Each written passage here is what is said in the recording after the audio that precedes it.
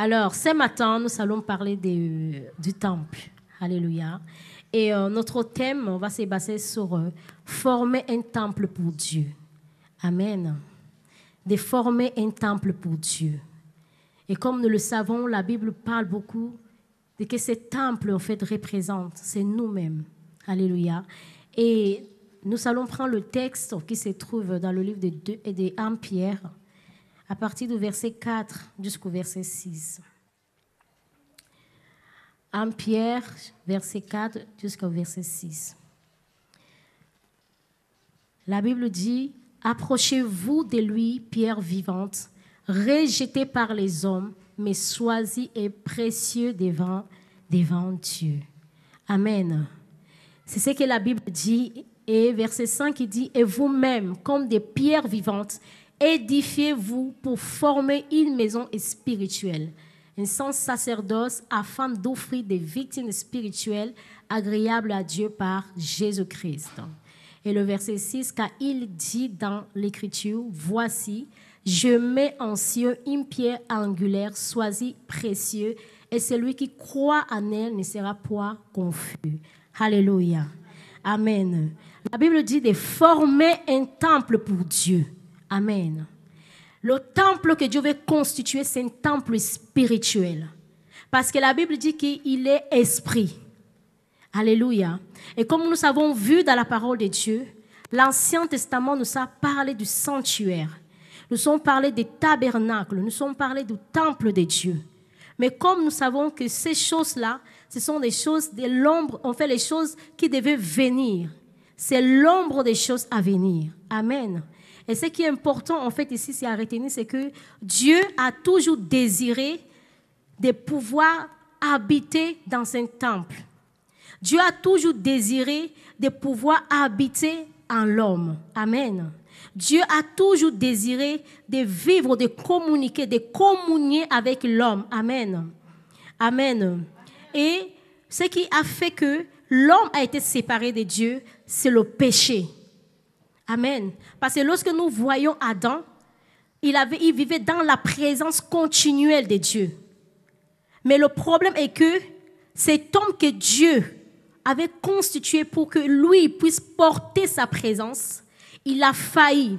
Alors le péché est venu s'introduire au milieu de Dieu et de l'homme. Et cette relation a été détruite. Alors Dieu ne pouvait plus vivre dans cette demeure qui s'avait constituée dans l'homme. Alléluia. Et c'est pourquoi dans l'Ancien Testament, si nous prenons le livre de Exode, chapitre 25 au verset 8, nous allons voir ce que Dieu dit à ce sujet. Exode 25 au verset 8. Pour ceux qui notent, vous pouvez noter Exode 25 à partir du 25 et verset 8. Exode 25, verset 8. La Bible dit, « Ils me feront un sanctuaire et j'habiterai au milieu d'eux. » Amen. « Ils me feront un sanctuaire et j'habiterai au milieu d'eux. » Dans ce texte ici, Dieu s'adresse à Moïse. Dieu parle à Moïse de comment le sanctuaire doit être constitué. On a vu dans ces textes plus haut, on parle des pierres d'onyx, on parle des prêts précieux, on parle des catégories types de pierres qui doivent constituer en fait le temple, le sanctuaire, les choses que le sanctuaire doit contenir. Amen. Et ces pierres dont la Bible parle, c'est nous. Amen. Et comme Dieu, la Bible nous l'enseigne qu'il ne peut pas habiter dans une maison faite d'hommes. Parce que Dieu n'a pas prévu ni projeté vivre dans les bâtiments. Mais Dieu avait pour but de vivre, de communiquer avec l'homme. C'est pourquoi Genèse, chapitre 1 au verset 26, nous allons voir ce que le Seigneur dit dans sa parole. Le Seigneur dit, faisons l'homme à notre image et à notre ressemblance, Pourquoi? Parce que c'est la seule chose que Dieu a trouvée, qu'il pouvait avoir son image et sa ressemblance. Les bâtiments que Dieu avait demandé à Moïse, aux prêtres, de se constituer, ce n'était pas le but ni le plan premier de Dieu. Mais le but, c'était de vivre avec l'homme. Amen. Et lorsque le Seigneur dit, faisons-le à notre image, à notre ressemblance, en fait, cela veut dire que Dieu, la seule chose qu'il a trouvée, l'œuvre qu'il a fait par ses mains, qu'il a bâti par ses mains, c'est avec ça qu'il pouvait se ressembler. C'est la seule chose qu'il s'est reconnaissé pour pouvoir vivre, habiter avec l'homme. Amen. C'est pourquoi Dieu ne peut pas se reconnaître pour quelque chose dont il n'y a pas sa ressemblance, pour quelque chose qui n'est pas comme lui. Alors si les bâtiments qu'on a constitués n'est pas le temple que Dieu a bâti, alors Dieu ne peut pas rester et demeurer. C'est pourquoi l'œuvre qu'il a fait, c'est avec ses mains. Il a créé l'homme par sa main. Il a déclaré et la parole fut. Il a dit, créons l'homme à notre image. La Bible déclare qu'il a pris la poussière pour faire l'homme. Donc l'homme, c'est le seul lieu d'habitation où Dieu peut demeurer et rester. Faites de lui son temple. C'est pourquoi Dieu dit, formez-vous un temple pour Dieu. Et ce temple, c'est nos vies. Et ce temple, c'est le seul temple que Dieu peut vivre par son esprit. Parce que nous ne pouvons pas le voir avec les yeux charnels. Mais que par l'esprit. Que par l'esprit. Amen. Et la Bible dit, dans 1 Corinthiens, chapitre 6, au verset 13. 1 Corinthiens, chapitre 6, au verset 13. 1 Corinthiens, chapitre 6, au verset 13. Les saliments sont pour le ventre, et le ventre pour les saliments. Et Dieu détruira l'un comme l'autre. Mais le corps n'est pas pour l'impudicité, et pour le Seigneur. Mais il est pour le Seigneur, et le Seigneur pour le corps. Amen. Alors, de quel temple s'agit-il? De quel temple Dieu demande de se former? Il dit, les saliments, c'est pour le ventre. Alors, chaque élément appartient à une autre. Et nous, notre corps appartient à Dieu. Son temple, c'est un temple qui s'est constitué par la puissance de sa parole qui est esprit et qui est venu se manifester à nous, hommes chers.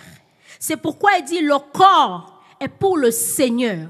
Parce que ce temple que nous sommes appartient à Dieu. Et si nous sommes ce temple, alors Dieu doit rester, demeurer à nous. Parce que nous sommes sa demeure. Nous sommes le sanctuaire qui s'est constitué par la puissance de sa parole. Par sa volonté parfaite.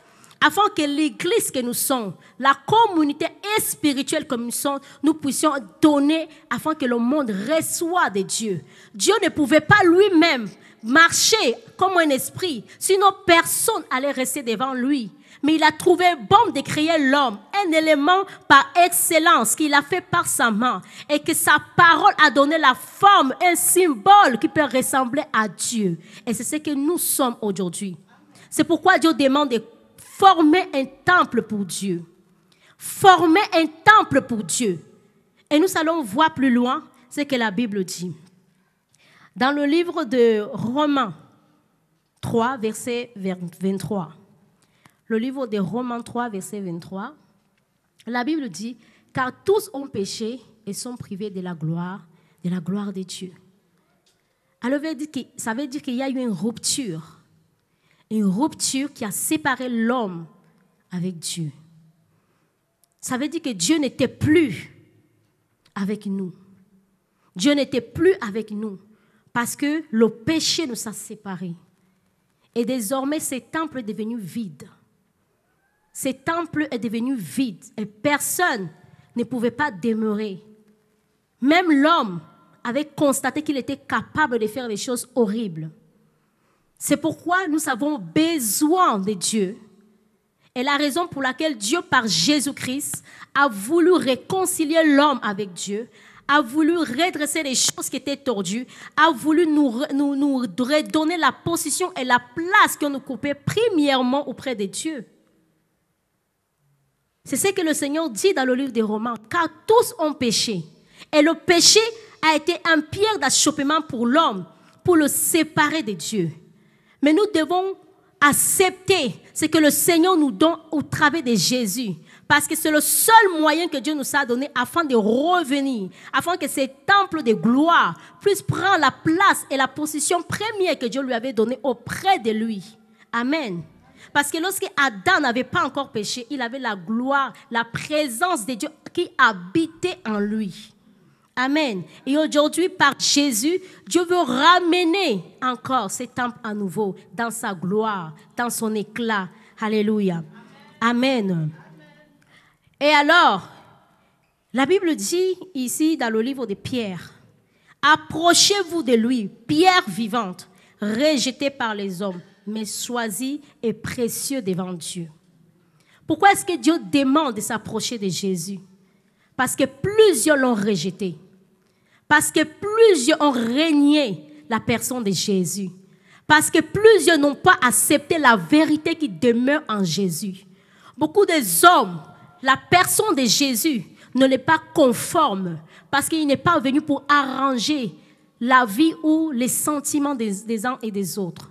Parce que Jésus n'est pas venu pour complaire à un homme.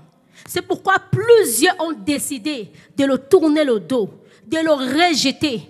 Parce qu'il ne ressemblait à rien. Il n'avait pas cette beauté, cet éclat que les hommes aujourd'hui aiment voir, cette apparence que l'homme aujourd'hui aime voir. C'est pourquoi il dit, approchez-vous, vous, à qui la révélation de Dieu a été donnée, à qui la révélation de Dieu a été manifestée. Vous, approchez-vous de lui. Il est la pierre vivante. Cette pierre-là est une pierre par excellence. C'est pourquoi il dit, approchez-vous de lui. Ceux-là qui ont rejeté Jésus, c'est ceux-là qui ont accepté qu'ils sont autosuffisants, ils n'ont pas besoin de Jésus. Mais nous avons besoin de Jésus. Nous avons besoin qu'il bâtisse le temple que nous devons être pour former ce corps par excellence en Jésus. Nous avons besoin que ce temple redevienne à son éclat. Nous avons besoin que Jésus prenne la place qu'il est dû dans nos vies. Nous avons besoin qu'il vienne à posséder à nous sa part à nous. Approchez-vous de lui. Plusieurs ont accepté de le laisser tomber. Même lorsque nous marchons avec Jésus, il peut arriver qu'on a des difficultés, des problèmes, des épreuves terribles. Mais cela ne veut pas dire qu'il a changé. Il demeure la même. Il demeure le même. Hier, aujourd'hui, éternellement. Jésus ne change pas. Jésus ne change pas. Amen. Approchez-vous de lui. Pierre vivante, rejetée par les hommes, mais choisie et précieux de Dieu. C'est Dieu qui l'a choisi. Cet homme qui ne ressemblait à rien. Cet homme qui ne comparait, qui son apparence donnait du dégoût que personne ne pouvait imaginer que c'était le salut par excellence qui était devant l'homme, devant l'humanité, l'opportunité à laquelle Dieu a donné à l'homme pour pouvoir éclater sa gloire dans sa vie. Amen. C'est en Jésus que nous pouvons bâtir nos vies. C'est en Jésus que nous devons bâtir nos vies. Et tout ce que nous cherchons se trouve en Jésus-Christ de Nazareth. Alléluia. Alléluia. Donc, comment pouvons-nous faire alors pour que nous puissions former ces temples?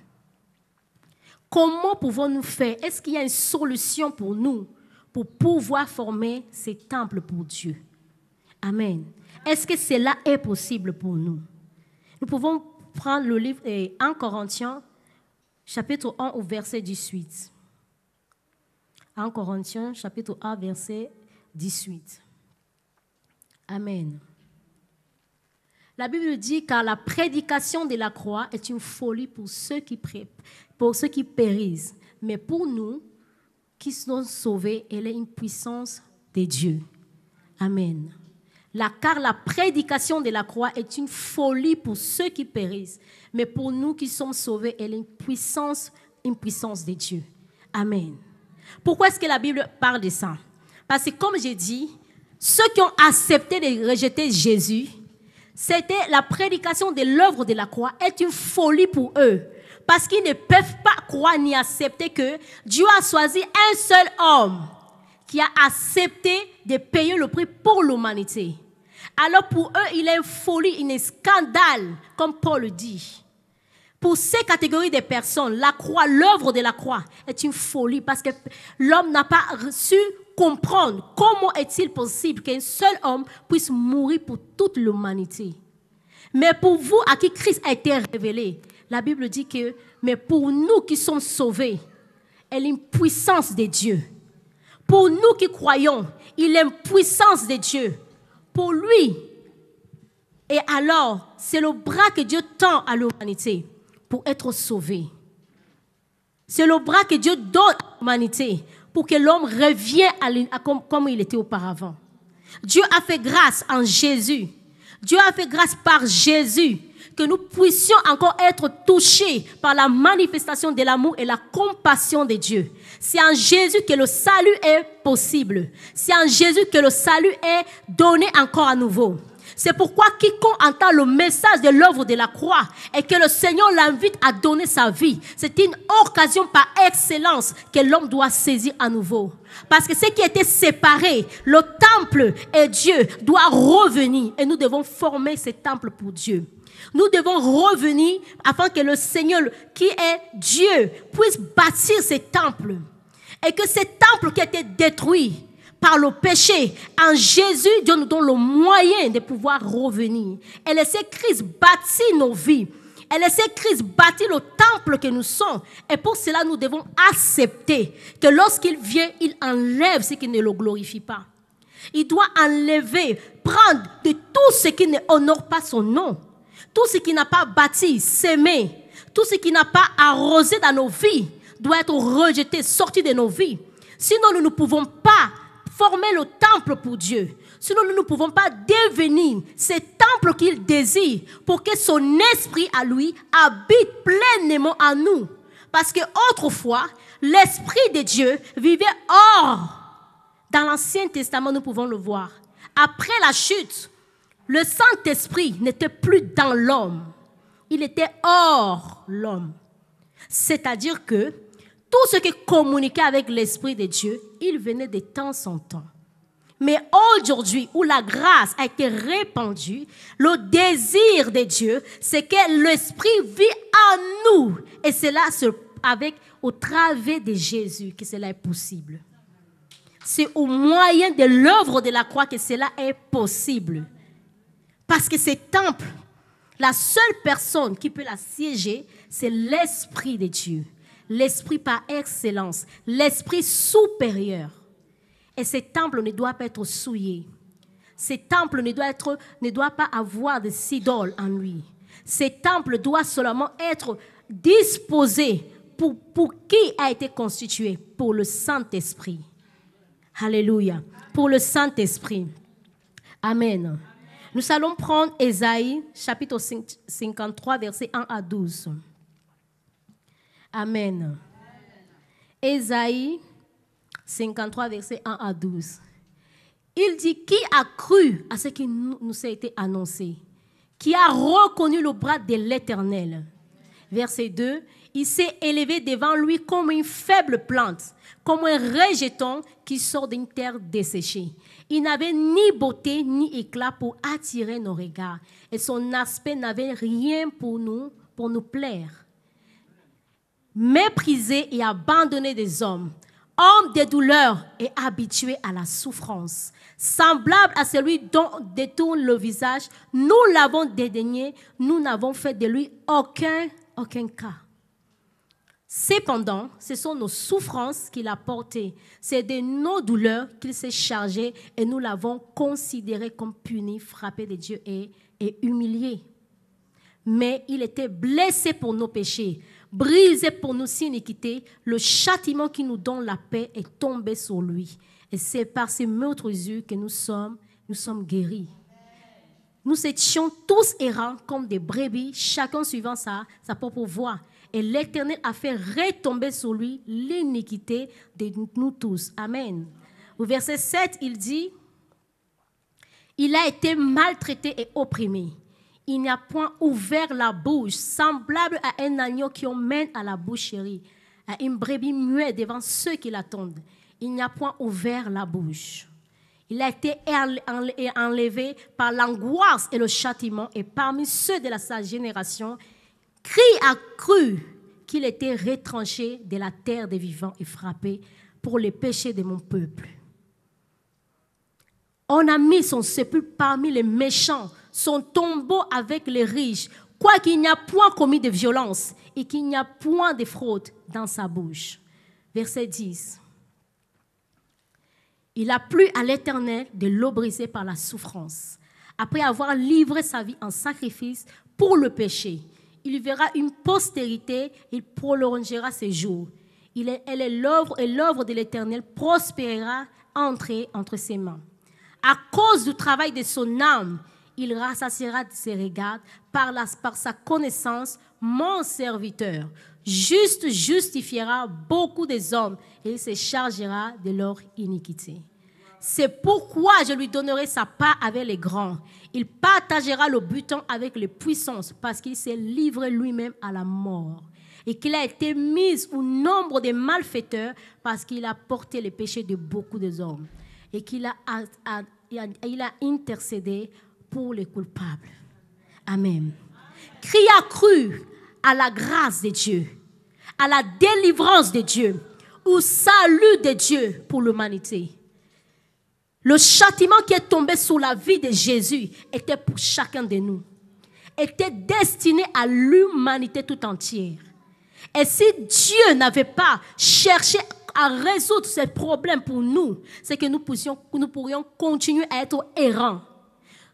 Nous pourrions toujours être nus. La vie que nous menions avant de venir en Jésus-Christ, c'est une vie qui ne pouvait pas. Nous-mêmes, aujourd'hui, on est dégoûtés de cela. Parce que ce sont des choses que Jésus n'a point fait, mais il a accepté de porter cela en lui. Alors la Bible dit, qui a cru? Lorsque j'ai annoncé que quelqu'un viendra pour sauver l'humanité, plusieurs, lorsque Dieu les appelle, plusieurs, lorsque Dieu veut qu'ils les servent, plusieurs ont décidé et accepté d'un bon vouloir et une bonne conscience de rejeter cette pierre, de rejeter Jésus, cette pierre qui vient pour bâtir le temple que nous sommes. Plusieurs ont l'occasion de donner leur vie à Jésus, mais ils sont acceptés de le rejeter. Mais la Bible dit, qui a cru à que celui que j'ai envoyé pour vous est celui qui vient pour vous sauver, pour permettre que le salut soit parmi vous et que cela soit possible, l'homme, de revenir à son Créateur. La délivrance que Dieu vient pour apporter à son peuple, à l'humanité, est au travers de Jésus. Mais c'est là, par le moyen de la foi, par le salut. Quiconque veut que Christ habite en lui doit d'abord, premièrement, passer par le baptême, avoir la vie nouvelle, accepter Jésus comme Seigneur et Sauveur. Comme Seigneur et Sauveur. C'est le premier pas qu'ils ont fait dans la foi pour donner accès à Jésus de venir habiter en nous. C'est ainsi que lorsqu'il vient, nous l'invitons, nous l'acceptons. Maintenant, le temple que nous devons former, il va commencer à prendre place. Il va commencer à prendre place pour maintenant agir selon la volonté de Dieu. La raison pour laquelle Ésaïe dit qu'il est venu sous la terre, c'est pour le salut de quiconque croit. C'est pour que le temple que nous étions auparavant, mais que nous avons perdu à cause du péché, redevienne. Et que nous puissions former ce temple pour l'Éternel. Mais il n'y a que Jésus qui a été appelé, qui a été mis à la croix pour que nous devenions ce temple. Nos péchés, nos iniquités, nos angoisses, nos problèmes, il a pris cela à la croix. Il a accepté de payer le prix pour nous. Et nous devons former le temple de Dieu. Former ce corps que Dieu veut et ce corps glorieux. Ce temple par excellence. Ce temple par excellence. Parce qu'il y a un prix fort qui a été payé. Un prix fort que Dieu a payé. Et il mérite le minimum des choses. C'est que ce temple soit que pour lui. Un temple sanctifié. Où il peut prendre plaisir pour y rester. Où il peut prendre plaisir à nos vies. Où nos vies puissent être des parfums de bonne odeur. Former un temple pour Dieu. Dieu, c'est un Dieu d'esprit. Et il ne peut pas errer, marcher pour parler. Mais il a constitué un corps Ces corps, c'est toi et moi. Il a décidé que ces corps deviennent son temple. Alors si cela est ainsi, alors nous devons laisser l'Esprit de Dieu demeurer à nous. Parce qu'autrefois, l'Esprit venait sur l'homme. Mais aujourd'hui, par la croix, par l'œuvre de la croix accomplie en Christ Jésus, le Saint-Esprit vient sur nous, à nous habiter pleinement dans le temple par excellence que Dieu veut constituer au travers de ta vie et la mienne. Amen. C'est ce temple Dieu veut aujourd'hui pour nous. Il faut laisser que le Saint-Esprit prenne la place, agit et fasse ce que Dieu lui a demandé de faire. Amen. Amen. Et la deuxième chose que nous devons faire, c'est de croire. Amen. C'est de croire. C'est de croire. Amen. Croire en Jésus. Il n'y a personne d'autre que lui. Il n'y a personne hors de Christ qui peut faire l'œuvre qu'il a accomplie à la croix. Il n'y a personne. En Christ, il n'y a personne. Avant que l'homme puisse avoir la solution que Dieu avait préparée, on a vu des hommes puissants qui ont manifesté la puissance de Dieu. On a vu dans la Bible des histoires vraies où on a pris des hommes comme Dieu, pensant qu'ils avaient la solution de l'humanité. Mais aujourd'hui, c'est le même cas. On a pris des hommes, des prophètes, qui ne peuvent rien faire pour leur propre vie, comme des dieux. On les a placés à un niveau haut. Mais aucun d'eux avait la solution. Et jusqu'à présent, aucun homme a la solution à ton problème. Jésus-Christ, l'homme qui a été livré à la croix, l'homme qui a été crucifié à la croix, celui qui a été méprisé et abandonné de tous, celui que tu as accepté de laisser parce que les choses ne vont pas selon ton sens. Celui qu'aujourd'hui tu acceptes de laisser de côté parce que les choses ne vont pas selon ta pensée, selon tes désirs, selon ton plaisir. C'est celui-là que Dieu a placé pour devant nous. C'est le seul et unique qui peut faire quelque chose pour toi. Ça, c'est une garantie certaine. Hors de lui, il n'y a pas de salut. Hors de lui, il n'y a pas de succès. Hors de lui, il n'y a pas de gloire. Hors de lui, il n'y a pas de repentance. Hors de lui, il n'y a pas de restauration. Christ, celui qui a été crucifié à la croix, c'est le seul et unique qui peut changer la vie d'un homme, qui peut changer l'histoire d'une nation, qui peut changer le parcours de quelqu'un à laquelle on a dit c'est fini pour toi. Hors de Christ, il n'y a point un autre moyen. Si tu as décidé de l'abandonner, c'est une garantie pour toi que c'est l'échec qui t'attend. Si tu as décidé de détourner ton regard en Christ, la garantie est que ton échec est certain. Parce que Christ, c'est le seul que Dieu a dit, mais, croyez en lui. C'est en lui que j'ai mis toute mon affection. Alléluia. C'est de Jésus qu'il s'agit. C'est de Jésus qu'il s'agit. Et nous devons faire tout pour que nos temples, le corps que nous sommes, puissent glorifier le nom du Seigneur. Amen. Nous allons prendre Ésaïe 50, maintenant nous allons prendre le texte de Ésaïe 28, verset 16. Amen. Ésaïe 28, verset 16. Amen. La Bible dit, c'est pourquoi ainsi parle le Seigneur l'Éternel.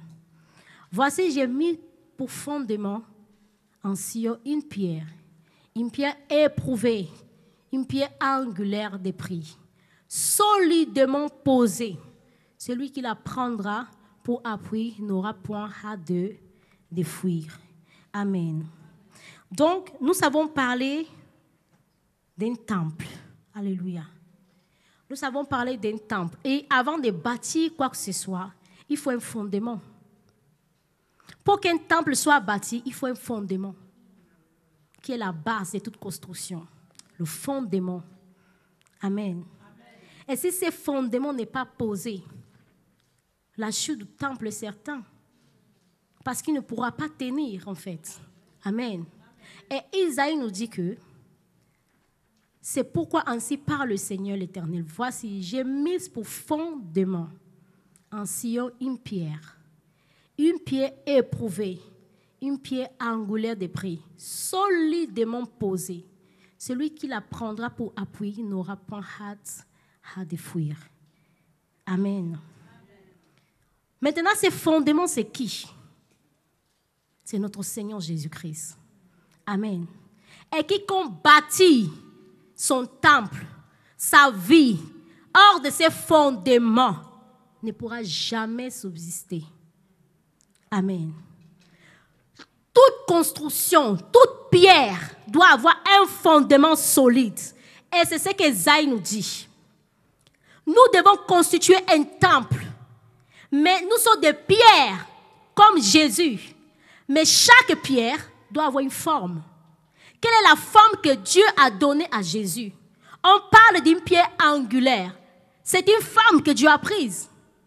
C'est une forme que Dieu a donnée à Jésus pour pouvoir la poser comme un bon fondement. C'est une pierre, mais que Dieu choisit pour poser comme fondement. Et si nous devons constituer alors et former ces temples, ça veut dire que Dieu aussi doit nous travailler afin d'être posé sur le fondement qui est Christ. Amen. Nous allons voir d'abord les catégories, en fait, les caractéristiques de cette pierre. Amen. La Bible dit que cette pierre a été éprouvée. Cette pierre est éprouvée. La première caractéristique, dans Ésaïe toujours. Une pierre éprouvée. Amen.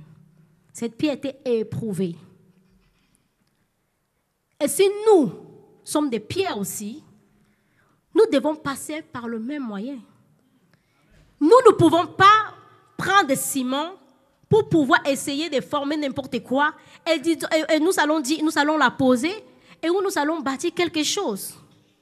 Si nous ne prenons pas les mesures qu'il faut pour comprendre, pour savoir qu'est-ce qu'il faut pour pouvoir bien poser chaque pierre à sa place et pouvoir maintenant construire le temple ou un bâtiment, c'est ce que nous désirons.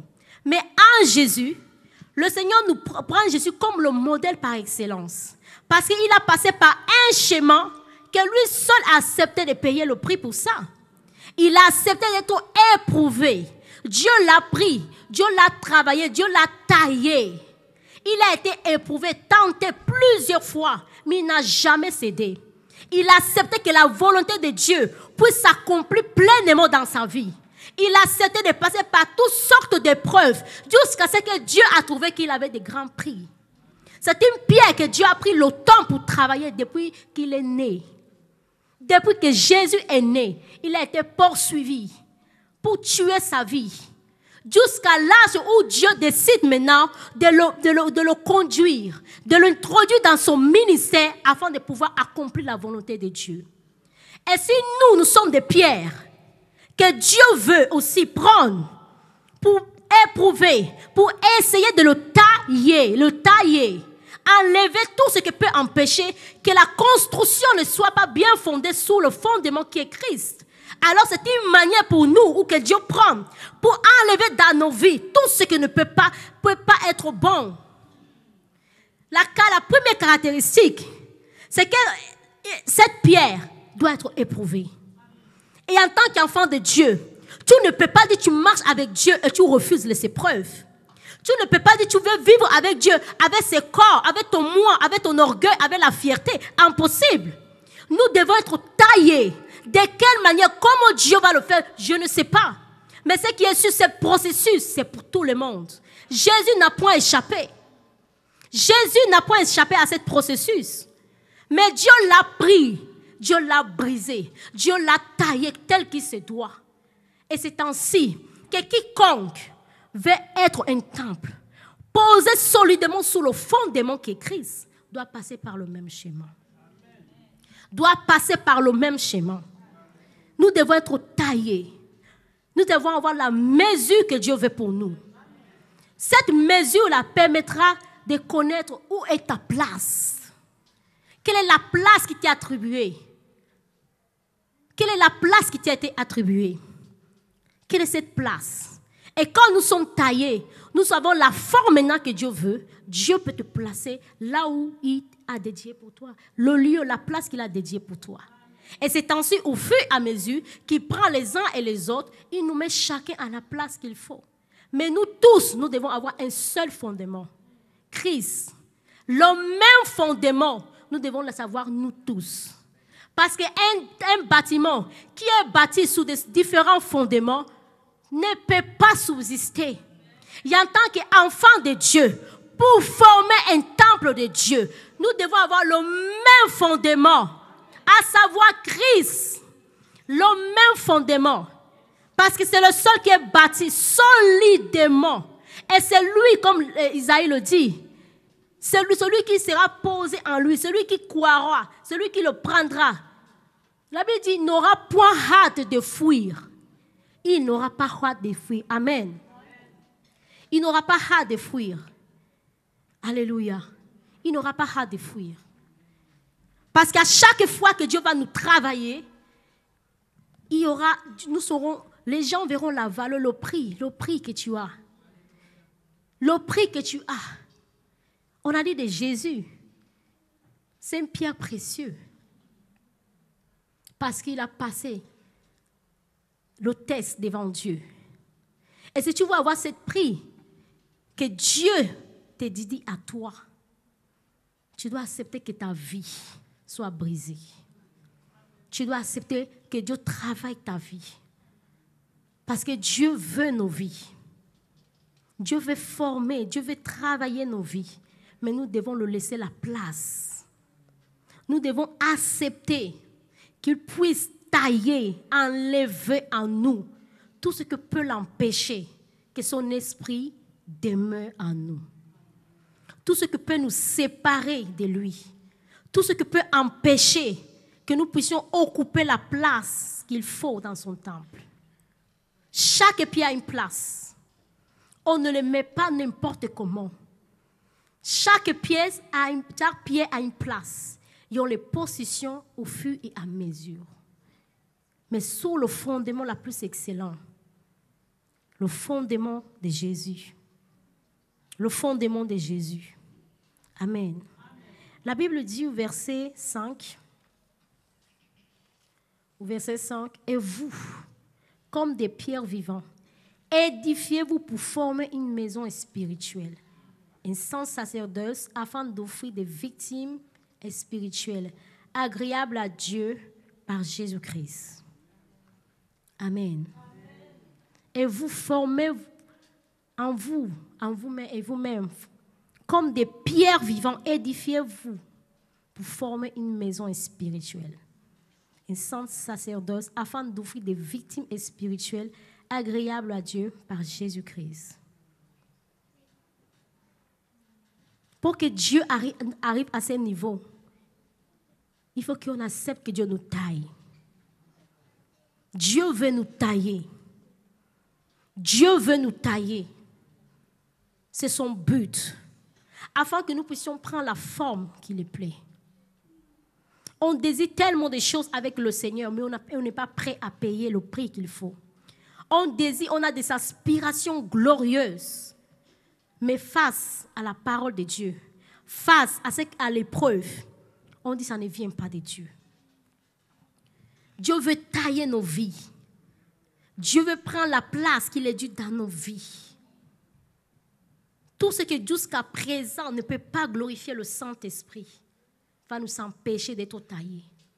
Va empêcher que Dieu puisse nous tailler. Va empêcher que Dieu puisse nous utiliser. Et ça, il faut savoir que même lorsqu'on prend des ciments pour pouvoir construire des blocs, pour donner la forme à ces blocs, de savoir comment on va l'utiliser, on ne l'utilise pas tout de suite des fois. Il y a certaines qu'on va les prendre parce que c'est utile, c'est maintenant le temps de les utiliser. C'est maintenant le temps de les poser. C'est maintenant le temps qu'ils soient utiles à quelque chose. Il y a des autres, on va le former, on va le faire, mais en attendant, on le met de côté. Parce que ce n'est pas encore le temps. Et le plus souvent, nous sommes pressés. Pourquoi lui, pas moi? De plus souvent, nous sommes pressés. Mais la Bible dit chaque chose a son temps. Chaque chose a son temps. Lorsqu'on commence à bâtir une maison, on ne la finit pas d'un jour. On prend le temps pour la bâtir, pour la construire. On prend le temps jusqu'à ce que nous allons voir la forme de cette maison qu'on s'est constituée.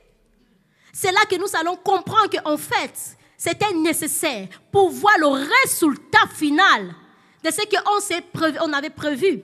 Et c'est comme ça Dieu. Quand Dieu prend les pierres, comme ce qu'il dit, c'est parce qu'il veut nous tailler.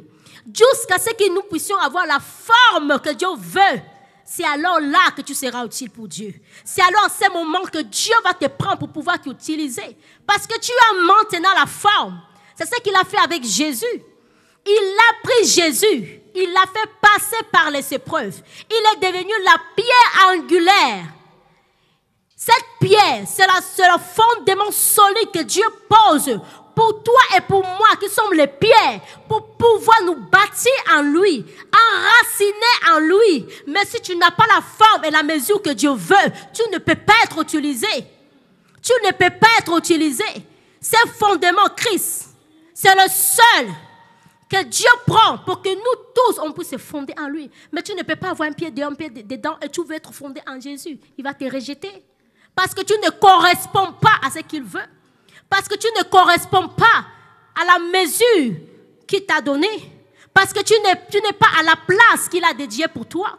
Parce que tu n'es pas taillé. Parce que tu n'es pas éprouvé. Tu n'as pas encore le prix qu'il veut que tu puisses avoir. Pour être utilisé, quelque chose qu'on doit utiliser, nous devons nous assurer que la chose est prête à être utilisée. Quand quelque chose, on commence à construire quelque chose et qui n'a pas encore une finalité, on ne peut pas la mettre dans un marché pour que les gens l'achètent. Former un temple pour Dieu. Mais pour cela, il y a des étapes à laquelle nous devons franchir. Il y a des étapes à laquelle nous devons franchir. Et chacun de nous, on a des étapes avec Dieu. Chaque chose que nous vivons dans nos vies ici sur la terre n'est pas en vain. Tout a un sens. Tout a une signification. Et jusqu'à ce que Dieu trouvera bon, alors là, oui, les gens sauront qu'il y avait 70 000 qui n'avaient pas encore fléchi genoux devant les Baals, les faux dieux, devant les choses présentes, les choses qui périssent. Mais ceux-là, pourquoi ils sont encore là-bas? C'est parce que Dieu les travaille. Dieu les forme, Dieu les prépare, Dieu les taille. Dieu les permet de pouvoir avoir la forme jusqu'à ce que le monde voie le prix qu'il est. Le prix qu'il a. Jésus, on a vu le prix. Aujourd'hui, nous constatons et nous savons que l'humanité entière, même dans leur inconscience, dépend de Jésus. Même dans leur inconscience, dépend de Jésus. Comment nous pouvons célébrer la Pâque sans connaître le sens de la Pâque? Le monde le fait. Pourquoi? Il y a une conscience en eux, quelque chose de Dieu qui sont reçus, qui permet qu'ils puissent célébrer la Pâque. Ce n'est pas en vain. Pourquoi en fait l'Assomption? Qui leur avait dit que Jésus était monté s'ils ne croient pas quelque part en eux? Parce que quand Dieu avait créé l'homme, il a soufflé en l'homme. C'est-à-dire qu'il a communiqué, il a donné quelque chose de lui à l'homme. Même ceux qui ne le connaissent pas ont quelque chose de la part de Dieu. C'est pourquoi partout ils vont, et quelque part ils disent, nous savons qu'il y a quelque chose. Cette chose-là, c'est Jésus. Cette chose-là, c'est Dieu. Personne sous la terre ne peut pas penser que Dieu n'existait pas. Même ceux qui disent qu'ils sont athées, c'est faux. Dans leur lit couché face à la mort, oh Dieu, qui leur a dit que ce Dieu existe? Alors si nous devons former un temple, oh oui, nous devons laisser que l'Esprit, que Dieu nous travaille dans notre vie de tous les jours. Laissons l'orgueil, la fierté, l'arrogance. Ces choses empêcheront l'Esprit de travailler en nous. Et ça prendra un temps tellement long qu'on se racontera quand il y a les cheveux blancs qui tombent. Parce qu'il est temps de former ce temple pour Dieu. Dieu a besoin d'utiliser ce temple à la gloire de son nom. Quand quelqu'un rentre dans un temple, il voit la présence de Dieu. Il ne peut pas rester pareil. Quelque chose se passe. Et en toi, si tu formes le temple que Dieu veut pour toi, les vies seront changées, transformées. Partout où tu iras, tu témoigneras la gloire et la puissance de Dieu. Les gens poseront des questions. Comment tu fais pour quitter les 7 points A et arriver arriver au point B. Comment toi qui étais dans le lit de l'hôpital, face à la mort, tu t'en sorti, mon frère, ma soeur. C'est parce que tu as laissé accepter que Christ te taille, que Christ bâtit quelque chose en toi, afin que ce temple, il puisse le voir. Et ce temple qui bénit, parce que l'Esprit de Dieu est en toi. Désormais, l'Esprit de Dieu, c'est celui qui prend la possession en toi. Il vient, il habite, il chaise en toi. C'est ainsi qu'on saura que tu as formé un temple. Parce que tu acceptes de passer par le processus. Parce que tu acceptes que Christ habite et demeure entièrement en toi. Quand nous sommes quelque part et que Dieu est en nous, certainement ils diront quelque chose. Plusieurs fois j'étais confrontée à l'école, au travail, partout, même dans les hôpitaux. Plusieurs fois, ma manière d'être, de m'habiller, de me comporter, on me dit toujours tu es différente. Tu as quelque chose. Je dis non, ce n'est pas une chose, c'est le Saint-Esprit. On ne l'appelle pas chose, c'est le Saint-Esprit.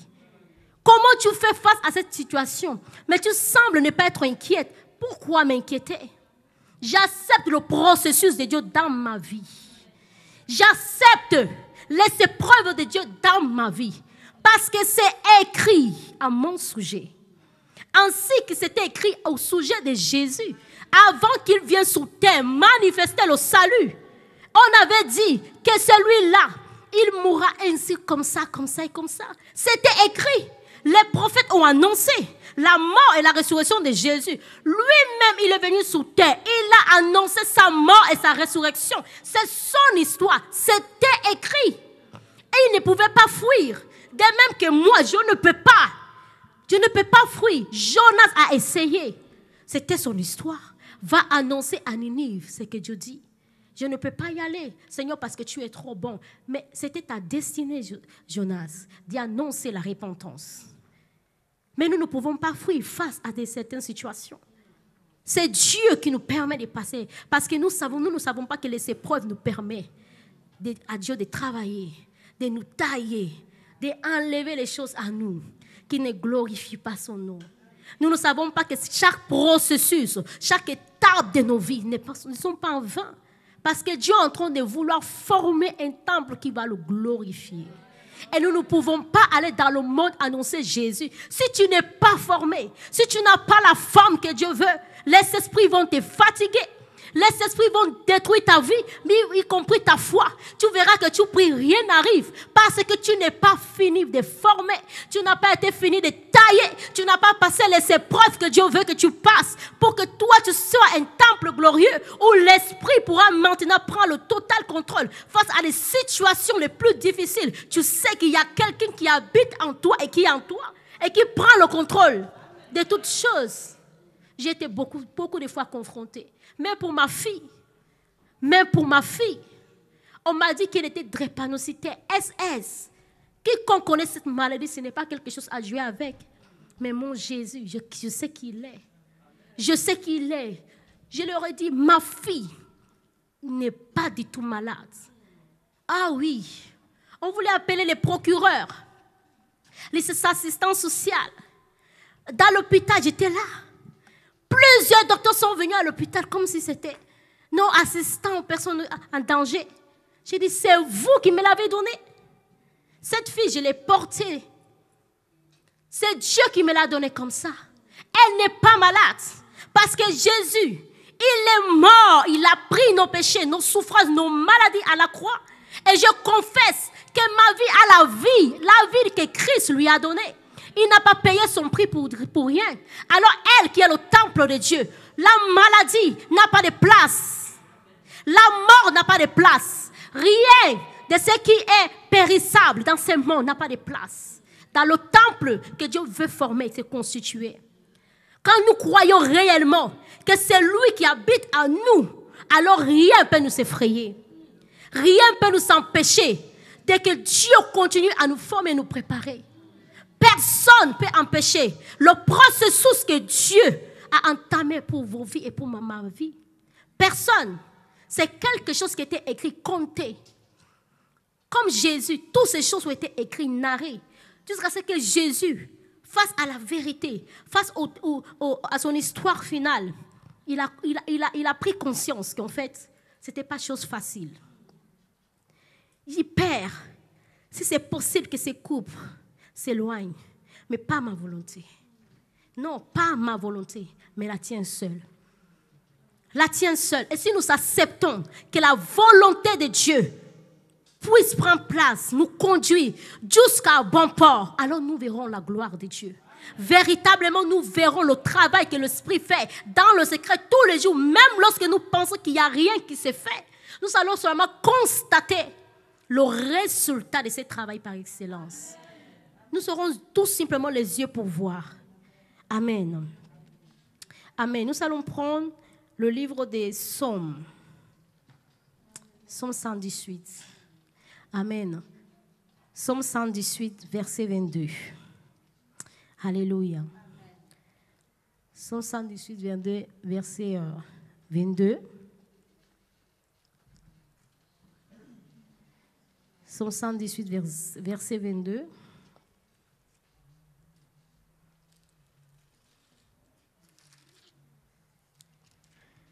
Psaume 118, verset 22 dit: la pierre qui ont rejeté ceux qui bâtissaient est devenue la principale de l'angle. On parle de Jésus. On parle de Jésus. Ceux-là qui ont accepté Jésus, ceux-là qui ont rejeté plutôt Jésus, ceux-là qui ont accepté que Jésus règne dans leur vie, que Jésus bâtisse leur vie, que Jésus soit leur conducteur, que Jésus soit cette pierre angulaire pour travailler dans leur vie.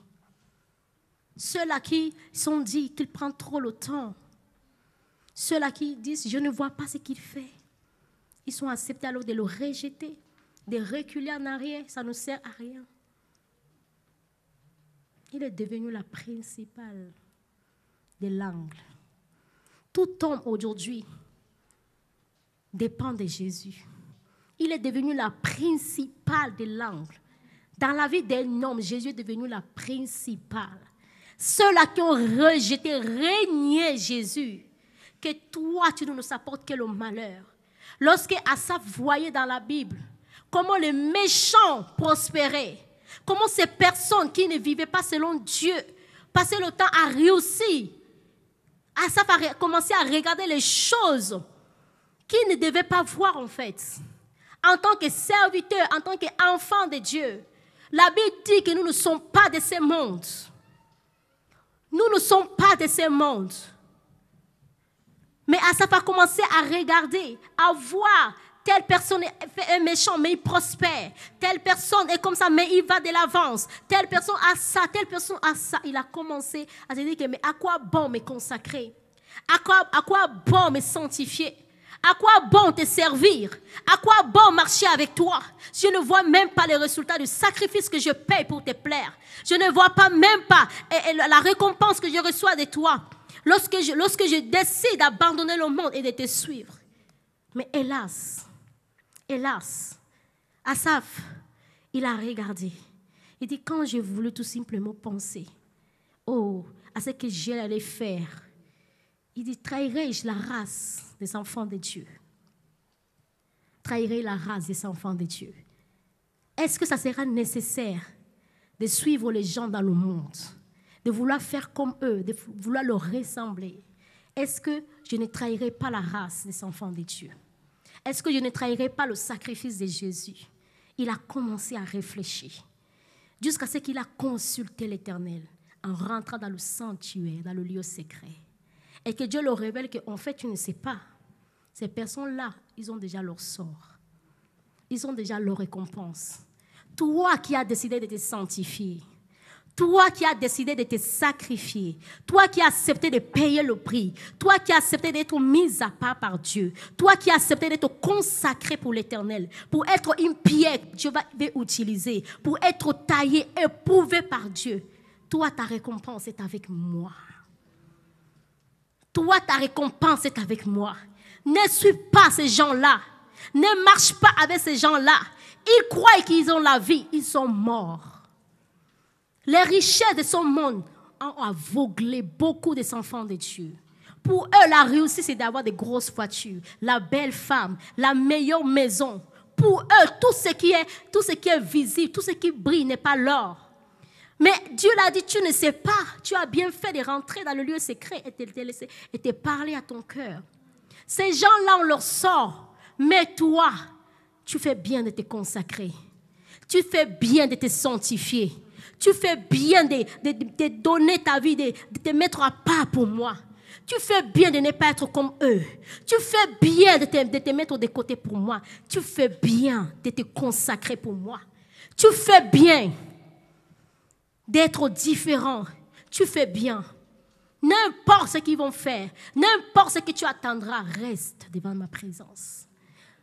Consacre-toi encore davantage.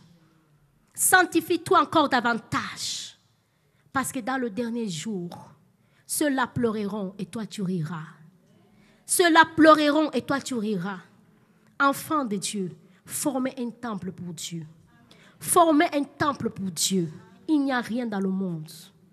Cette vie que nous pensons que nous pouvons avoir et obtenir dehors, c'est des mensonges. Quand nous nous consacrons sérieusement à Dieu, quand nous acceptons de nous mettre à part, d'y avoir des temps courts de sommeil, tout simplement parce que nous voulons sa présence dans nos vies. Tout simplement parce que nous voulons qu'il bâtisse nos vies. Tout simplement parce que nous voulons qu'il transforme nos vies. Des fois, nous disons que c'est des temps perdus. On ne voit pas le résultat. Ça fait des années que je marche avec toi, mais je ne vois pas. Pourquoi les autres, oui, et pas moi? Parce que le processus n'est pas encore fini pour toi. Encore un peu de temps. Encore un peu de temps. Parce que chaque chose a son temps avec Dieu. Jamais pressé. Laissons le processus de Dieu. Le processus de Dieu. Laissons-le. Amen. Laissons-le, le processus de Dieu. Alléluia. Éphésiens 2, versets 19 à 22.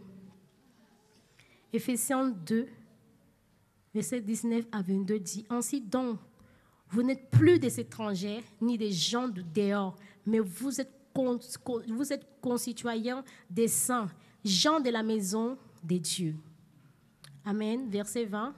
« Vous avez été édifiés sous le fondement des apôtres et des prophètes, Jésus-Christ lui-même étant la pierre angulaire. » Verset 21. « En lui, tout l'édifice bien coordonné s'élève pour être un temple saint dans le Seigneur. En lui, vous êtes aussi édifiés pour être une habitation de Dieu en esprit. » En esprit. Nous sommes cette habitation, ce temple de Dieu en esprit. C'est ce que Éphésiens nous dit. En lui, vous êtes édifiés pour être une habitation de Dieu en esprit. C'est-à-dire que si nous sommes l'habitation de Dieu, son esprit est à nous. Et on ne peut pas conduire l'esprit de Dieu n'importe où. Là où les gens passent le temps à critiquer, à murmurer, à parler mal de son prochain, au lieu de chercher à connaître son prochain qui a l'esprit de Dieu comme toi.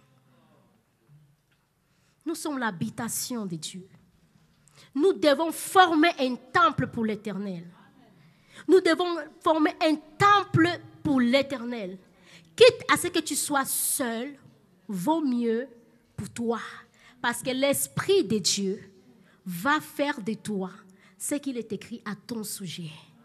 Et tous ceux-là qui ont rejeté la pierre angulaire, qui est devenue la principale des langues, reconnaîtront que oui, c'est lui qui construit et bâtit la vie d'un homme. C'est lui qui fait des choses que l'œil n'a pas vues et que l'oreille n'a pas entendues. C'est Jésus-Christ. C'est Jésus-Christ. Former un temple pour Dieu. Que nos vies soient bâties sous la parole de Dieu. Que nos vies soient posément posées sous le fondement qui est Christ. Sous le fondement qui est Christ. Cela est important pour nous. Cela est nécessaire pour nous. Cela est très important.